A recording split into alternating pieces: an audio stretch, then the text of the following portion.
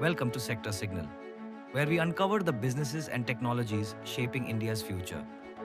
Today's story is about a company you have almost certainly used, or know someone who has, a company that changed how an entire country thinks about money, and a company that is now fighting for its own survival against the very system it helped build. This is the story of Zerodha and the 13,000 crore problem nobody is talking about. Zerodha is India's most profitable fintech company. Zero investors, zero ads, zero debt. Built by two brothers who just figured it out. But right now, in 2026, the very thing that made Zerodha unstoppable is being dismantled. And most people have no idea. Picture this. It is 2010.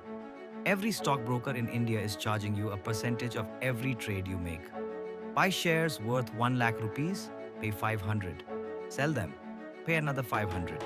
The broker wins, whether you do or not. Then Nitin Kamath walks in and says, flat 20 rupees. That is it. Doesn't matter if you're trading 10,000 or 10 crore.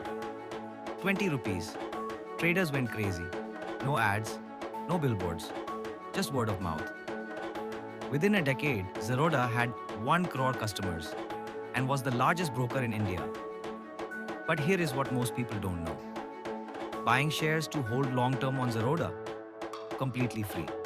So how was Zerodha actually making money? One word. Options. India's futures and options market is one of the largest in the world. Millions of traders placing bets every single day. Every one of those trades? 20 rupees to Zerodha. Multiply that across millions of trades daily. And you start to see the machine. Free delivery for long-term investors was never charity. It was funded entirely by the fees from options traders. A brilliant cross-subsidy. Until it wasn't. In 2024 and 2025, SEBI, India's market regulator, started cracking down on options trading. More taxes, fewer weekly expiry dates, tighter rules. Their reason? Too many retail investors were losing money. For Zerodha, this was like someone pulling the main fuse. Brokerage revenue dropped 40% in a single quarter. Net profit fell 23% in 1 year. And Groww, which had been chasing Zerodha for years, overtook them in active users. On paper, it looked like Zerodha was losing. But here is where it gets interesting. Groww has more users, but Zerodha's customers hold 10% of all retail wealth in Indian markets. 10% of the entire country's retail investing wealth.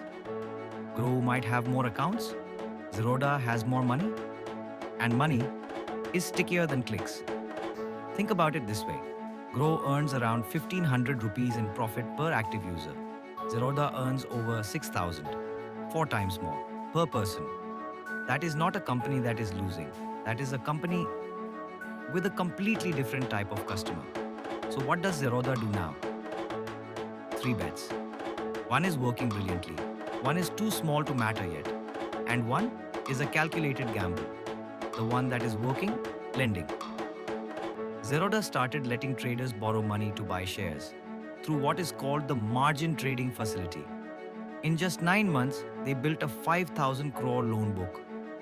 Real interest income every month, regardless of market conditions. This is quietly becoming their new engine. The one that is too small. Mutual funds. Zerodha Fund House crossed 8,000 crore in assets in 2 years. Sounds impressive. But at 0.1% fee, the lowest in the market, that generates just 8 crore in annual revenue. To replace even 1,000 crore of lost options income through mutual funds alone would take 250 years. It is a long game, not a rescue plan. The calculated gamble? Charging for delivery. For 10 years, buying shares on Zerodha has been free.